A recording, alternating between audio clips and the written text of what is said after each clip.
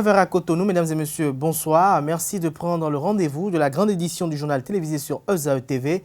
Dans un instant, les principaux titres des informations à développer.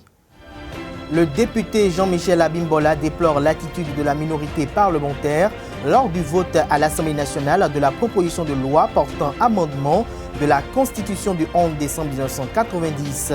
Reçu sur nos plateaux d'émission ce dimanche, le coordonnateur du bloc de la majorité parlementaire a donné son point de vue sur l'actualité politique nationale dans un langage franc et direct. L'examen du baccalauréat session de juillet 2018, 106 499 candidats prennent part depuis ce matin au premier diplôme universitaire. Ils sont répartis dans 147 centres de composition sur l'ensemble du territoire national. Le lancement officiel de ce premier diplôme universitaire a eu lieu ce matin au collège d'enseignement général Tori Aguakon dans le département de l'Atlantique. À suivre dans cette édition, le déroulé de cet examen dans le département du littoral. Oscar Kidjo a déposé les armes, grande icône de la musique béninoise et chef de la collectivité Kidjo. Cet homme de la culture béninoise, cet homme de culture hors pair est décédé le vendredi dernier dans sa 67e année à Cotonou. À suivre dans cette édition le témoignage de certains acteurs culturels qui l'ont côtoyé, suivi d'un portrait qui retrace le parcours d'un arrangeur atypique.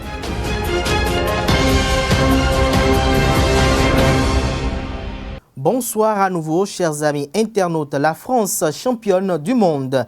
Les Bleus ont battu la Croatie 4-2 et remportent leur deuxième titre de champion du monde. Hier, dimanche 15 juillet, au stade Luzhniki de Moscou, les tricolores se sont montrés impitoyables face à des Croates méritants pour remporter le mondial 2018. Pendant que le président russe Vladimir Poutine, enfin sorti de sa tanière, s'éloignait sous le déluge moscovite, comme étranger à la joie tricolore, les joueurs français pouvaient brandir un trophée historique 20 ans après les 2 coups de tête victorieux de Zinedine Zidane au Stade de France. Au Bénin et dans plusieurs pays africains, ce match a été suivi par plusieurs férus du cuiron. La phase écrite du baccalauréat session de juillet 2018 a effectivement démarré ce lundi 16 juillet 2018 sur toute l'étendue du territoire national. Ils sont 106 499 candidats répartis dans 147 centres de composition. Dans le département du littoral, c'est le collège d'enseignement général de Sainte-Rita qui a abrité le lancement officiel des épreuves sous l'égide du préfet du département du littoral, Modeste Toboula. Esther Tofa et Jefté Hongay étaient de la partie et voici leur compte rendu. C'est sous une pluie diluvienne que le préfet du littoral Modeste Toboula a procédé ce matin au lancement officiel des premières épreuves de la session 2018 du baccalauréat, ici au Collège d'enseignement général de Sainte-Rita. Occasion pour ce dernier de revenir sur les réformes entreprises dans le secteur de l'éducation. C'est avec beaucoup de nostalgie que je reviens ici parce que c'est ici que nous avons fait notre plan terminal. Et vous savez très bien, l'année passée, le département littoral a été le premier au bac sur le plan national. Et notre souhait, c'est que cet exploit soit réédité. Donc il était important pour nous d'encourager les candidats au nom du gouvernement pour leur dire que le chef de l'État et le gouvernement dans son ensemble attendent beaucoup d'eux. Vous savez, les efforts ont été consentis par des réformes. Nous attendons que tous ces efforts puissent donner des résultats plausibles. Notre souhait, c'est que le bac reflète le vrai niveau des enfants pour nous permettre de prendre d'autres dispositions pour l'année prochaine afin de corriger ce qui est corrigeable. Le préfet Toboula était pour la circonstance accompagné d'une délégation dont fait partie le directeur départemental de l'enseignement secondaire, de la formation technique et professionnelle. Il s'est réjoui de la tenue effective de cet examen malgré les mouvements de débrayage. Vous n'êtes pas sans savoir que l'année a été perturbée par 4 mois de grève et organiser les examens après 4 mois de grève, ce n'était pas donné. Le gouvernement a relevé ces défis et c'est le moment pour nous de remercier le gouvernement pour tous les efforts consentis dans ce sens-là. Le maire par intérim de la ville de Cotonou était également de la partie. Il a souhaité que les résultats de cette session du baccalauréat soient réjouissants afin de clore en beauté l'année scolaire 2017-2018. Malgré la météo, c'est-à-dire la pluie, nous avons constaté que tous les candidats étaient déjà dans le centre dès les premières heures de la journée. Donc c'est dire que notre souhait et que nous ayons de très bons résultats pour que l'année scolaire 2017-2018 soit définitivement positive. Il faut rappeler qu'au total, 106 499 candidats répartis dans 147 centres de composition sont inscrits sur toute l'étendue du territoire national pour la session de juillet 2018 du baccalauréat. 14 993 composent dans le département du littoral. Dans le même registre, une équipe de nos reporters s'est rendue dans l'un des centres de composition afin de recueillir leurs impressions après la première épreuve. Les candidats ont été évalués en français. Pour la plupart d'entre eux rencontrés dans la cour et hors de l'école, les premières épreuves ont été très abordables. Le point avec Billy Laibi et Christian Thomas-Imenan. Nous venons de terminer la composition française et cela portait sur le mode d'aujourd'hui. Voilà. Donc, voilà, vous nous avez vu, nous sommes tous sur la cour pour prendre une pause d'abord avant de recommencer les épreuves de l'après-midi. Donc, chacun peut prendre ça comme il veut. On ne peut rien dire, c'est abordable. Ce soir, on va composer en mathématiques et en SVT. On a composé en français et bon, c'est pas trop difficile, c'est abordable et c'est bien. C'est à propos des jeunes filles qui copient les Européens aujourd'hui. Bon, c'était pas mal, les épreuves étaient abordables. Bon, pour la plupart du temps, c'était abordable. L'épreuve de français, bon. En SVT et en mathématiques. Donc les mathématiques débutaient après les SVT. Bon, ce matin, on a composé en français. Ça parlait sur l'habillement, en fait, le comportement vestimentaire des jeunes d'aujourd'hui en Afrique. Bon, c'était abordable à l'élève moyen. Donc, c'était bien pour moi. J'ai bien composé pour cette première épreuve, pour ce début, quoi. J'ai bien composé. J'espère que ça sera comme ça jusqu'à la fin, jusqu'au 3e jour. Le vote de la proposition de loi portant amendement de la Constitution du 11 décembre 1990 au Parlement le jeudi 7 juillet dernier continue de faire couler beaucoup d'encre et de salive.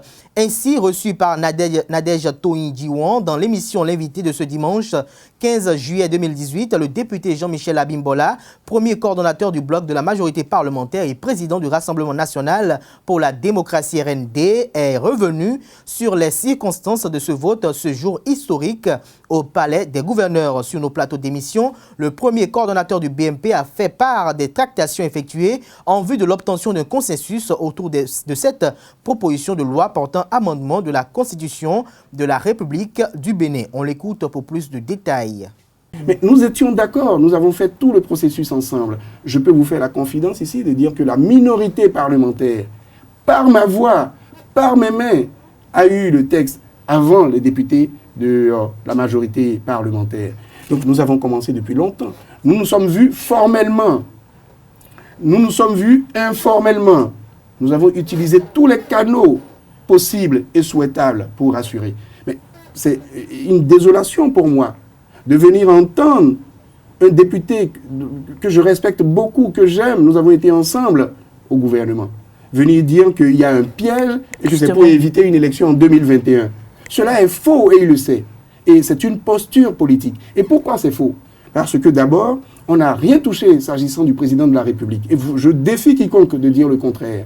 Et non seulement ça, nous avons dit clairement, c'est maintenu dans le texte, que l'élection présidentielle, c'est un mandat de 5 ans, renouvelable une seule fois. On n'a pas touché à cela. Mais quand bien même, disons, il y aurait peut-être, avec les nouveaux articles, un doute, je suis allé pendant les débats, avant le vote de la prise en considération, voir cet ami député de la minorité, pour dire, fais un amendement alors pour corriger la partie que tu estimes suspecte. Eh bien, il ne l'a pas fait. Parce que les gens, systématiquement, parlent du fait qu'il y a une majorité mécanique. Mais Mme Diwan, M. Achiro, vous ne voyez pas qu'il y a une minorité mécanique de blocage? Vous ne voyez pas qu'il y a une posture pour que, systématiquement, ce qui vient du président Talon soit forcément rejeté? On a, pendant des années, j'y étais, avec le président Yahi Boni. On a dit notre amour pour les femmes. On a dit le fait qu'il fallait une parité. On a dit, on a fait les efforts. Et aujourd'hui, on a la possibilité de le faire et on reste dans une posture politicienne. Pire, des députés femmes qui sont de la minorité, on les oblige à voter contre cela. Ça me choque, Madame Djiwan. Ça me choque profondément. La Cour des comptes, je ne comprends pas comment un député FCBE qui a été avec le président Yahi Boni, qui l'a tant souhaité, l'a tant chanté, tant crié, tant plaidé pour cela, qu'un député FCBE puisse rejeter cela. Je ne comprends pas si aujourd'hui les députés de la minorité veulent nous dire qu'il faut instituer la peine de mort dans notre pays ou la vindicte populaire. Je ne comprends pas. Comment est-ce que économiser 300 milliards au bénéfice de notre peuple, disons, on puisse rejeter cela. Et aujourd'hui, les mêmes qui ont dit non, il faut que ce soit le peuple qui opine lors de la tentative de révision en 2017, le 4 avril précisément, qui ont dit non, vous ne pouvez pas faire ça, excusez-moi l'expression, clando. Il faut que nous consultions le peuple. Les mêmes aujourd'hui, après la prise en considération, on a dit très bien, la Constitution nous ouvre la voie au référendum. Et les mêmes s'organisent pour intoxiquer, pour dire que ce n'est pas la priorité, pour dire que ça coûte cher, pour dire que nous voulons faire un vote sans impact, sans incidence financière, pour économiser 300 milliards. Ils sabotent le vote. Mais nous disons, très bien, nous avons un plan B. Le plan B, c'est effectivement de dépenser peut-être 10 milliards pour un référendum pour nous permettre d'économiser 300 milliards. Et aujourd'hui, ils osent dire qu'on veut dépenser 10 milliards, que c'est du gaspillage.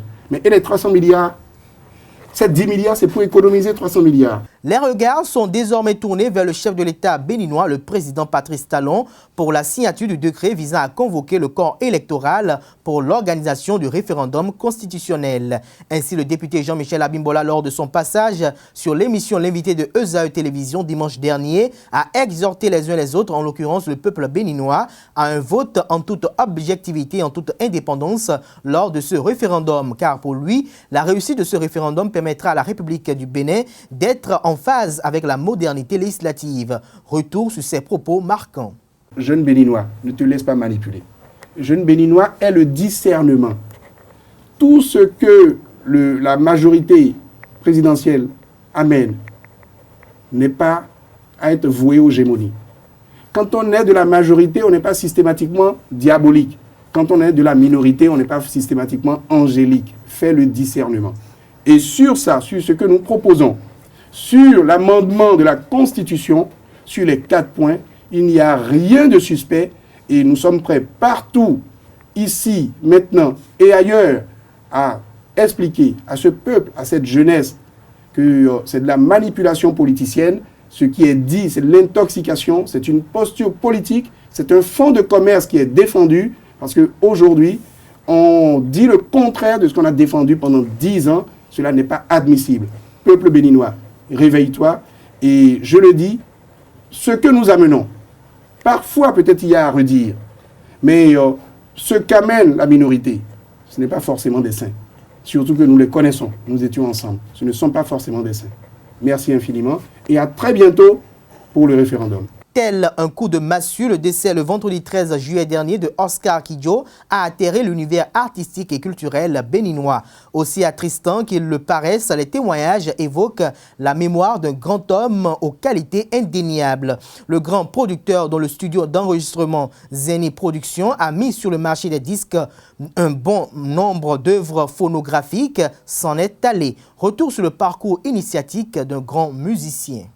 Un nom immense qui incarne humilité, grandeur d'esprit, don de soi, un nom d'école tout simplement. Oscar Kidjo, avec un visage rassurant et une allure de prince, est un artiste hors pair, musicien expert en management d'œuvres phonographiques, ancien directeur de la promotion artistique et culturelle, diplômé de plusieurs universités béninoises, américaines et françaises. Le regretté Oscar Kidjo s'est fait distinguer par son sens du travail bien fait et par sa modestie. Très aimé et respecté par les musiciens du Bénin et d'ailleurs, Oscar Kidjo, frère aîné de l'artiste international Angélique Kidjo, qu'il a beaucoup soutenu au début de sa carrière, est un ancien membre du Conseil économique et social. Il était comédien, danseur, percussionniste et guitariste depuis sa jeunesse. Ancien cadre du ministère de la Culture, Oscar Kidjo est connu du grand public comme un ingénieur de son. Propriétaire des studios Zini à Cotonou, l'illustre disparu a travaillé avec de très grands artistes comme Sagbohan Danialo, Toron Stan, Gégé Viké, Hiri Kanta, Zenab Habib et autres.